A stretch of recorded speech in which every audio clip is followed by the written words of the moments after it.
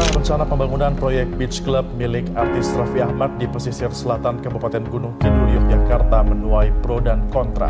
Belakangan muncul petisi di laman change.org yang menolak rencana pembangunan proyek Beach Club di pesisir selatan Kabupaten Gunung Kidul, Yogyakarta menuai protes. Sebagai salah satu investor, artis Raffi Ahmad telah menyatakan mundur dari proyek yang dinilai sejumlah pihak berpotensi merusak lingkungan.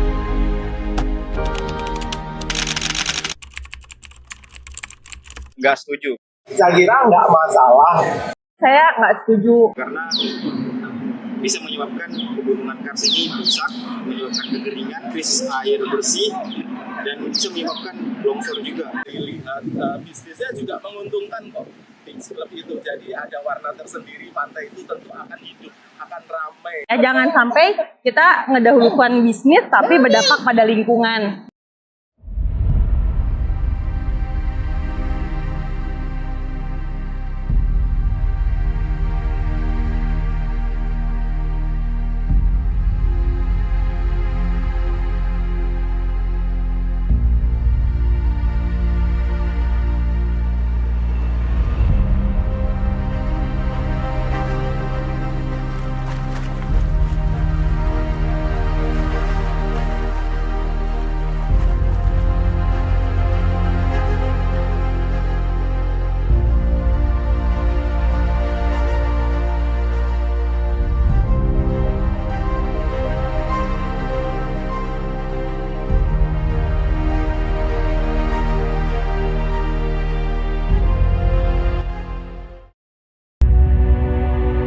Gunung Kidul menyajikan pesona alam dan kekayaan budaya yang memukau.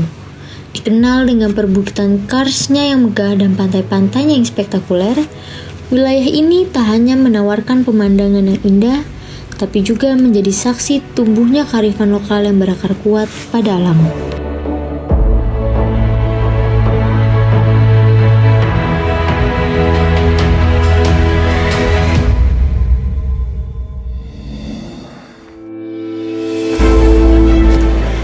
Di balik keindahan bentang alam Kars dan pantainya yang indah, banyak investor yang tertarik melakukan pembangunan komersial untuk kepentingan bisnis.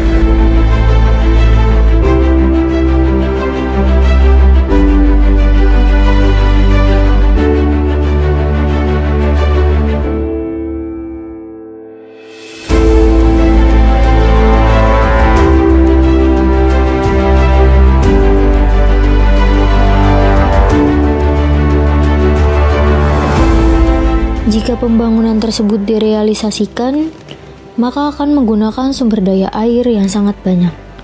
Dan apabila pengelolaan limbah dari bangunan komersial tidak diolah dengan baik, dampak yang akan dirasakan lingkungan di masa depan akan sangat buruk.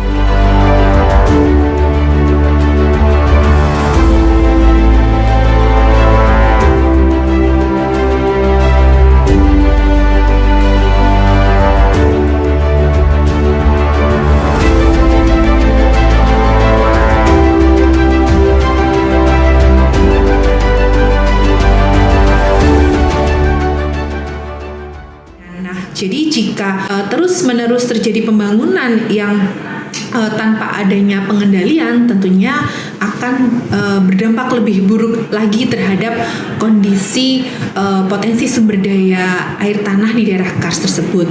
Dan tentunya juga pasti akan mengganggu keseimbangan ekosistem berkaitan dengan flora dan fauna di daerah Kars tersebut. Untuk dampak posisinya sendiri diantaranya tentunya adalah karena daerah Kars ini bisa dimanfaatkan sebagai daerah wisata, sehingga tentunya akan bermanfaat pembangunan ini pada sektor ekonomi. Untuk proses terbentuknya sendiri, daerah Kars juga memerlukan kondisi yang cukup unik. Diantaranya adalah memiliki tingkat kekeringan yang cukup tinggi, kemudian juga adanya batuan kalsit dan juga dolomit. Daerah Kars itu sendiri dapat menjadi salah satu wilayah yang dapat menyerap karbon dioksida cukup optimal, sehingga jika daerah Kars ini tetap dilindungi atau dilestarikan, tentunya akan dapat mengurangi emisi dari efek rumah kaca. Sumber daya air di kawasan Kars merupakan sumber utama bagi masyarakat. Kekurangan air di wilayah tersebut membuat masyarakat harus membeli dari truk tangki air, dikarenakan terbatasnya sumber mata air dan kemarau yang panjang.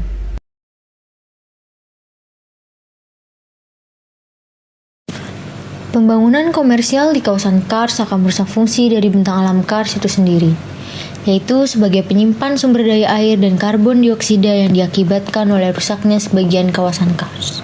Lahan kars yang terbuka di kawasan ini bukan semata hasil proses alami, tetapi karena adanya campur tangan manusia.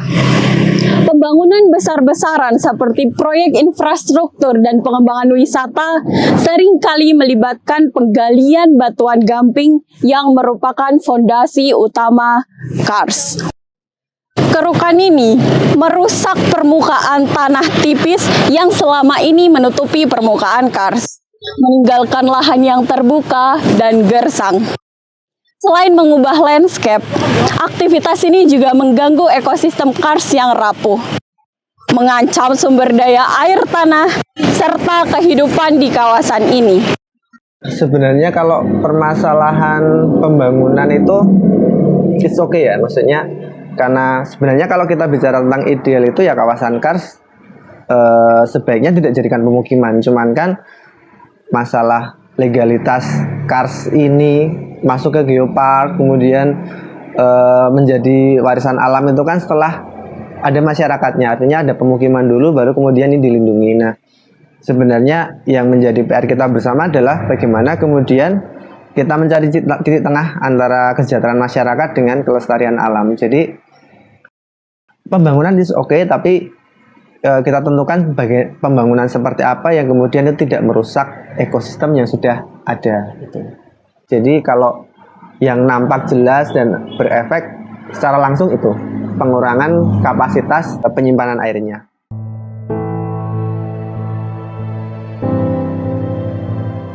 Pembangunan dapat mencemari sumber air bawah tanah, mengganggu siklus hidrologi, dan menyebabkan penurunan kualitas air. Selain itu, pembangunan dapat mengubah aliran air sehingga menyebabkan banjir di daerah tertentu dan kekeringan di tempat lain. Pada akhirnya, kars kehilangan fungsinya sebagai penangkap air hujan, serta perannya dalam mengikat karbon dioksida yang menyebabkan perubahan iklim. Kawasan lindung yang KBAK itu kan termasuk di dalamnya sesuai dengan lampiran 1 di PP 22 tahun 2021 tadi, itu sebagai kawasan lindung yang seberapapun besaran kegiatan di dalamnya itu wajib AMDAL. Nah, ketika di tata ruang semua wilayah belum ada RDTR, kemudian OSS-RBA tidak dalam sistem OSS-nya tidak mengampu kawasan lindung, nah di situ terjadi gap pemanfaatan ruang.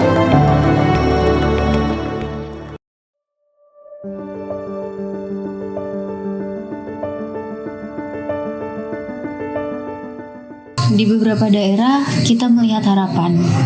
Perencanaan tata ruang yang cermat memastikan pembangunan hanya dilakukan di zona yang aman. Teknologi ramah lingkungan digunakan untuk minimalkan dampak. Sistem pengolahan air modern memastikan air limbah tidak mencemari sungai bawah tanah. Sementara itu, program restorasi ekologi membantu memulihkan area yang telah rusak.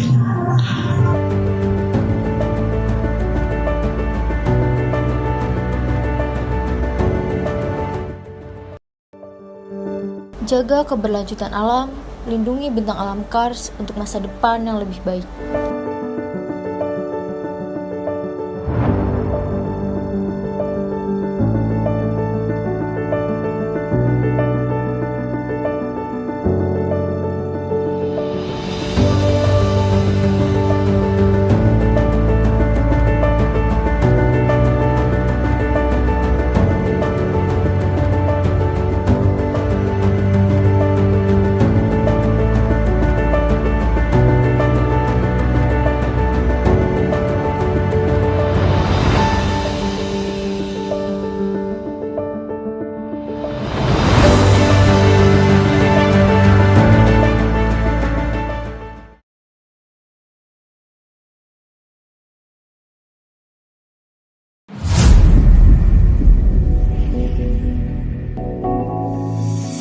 Kars.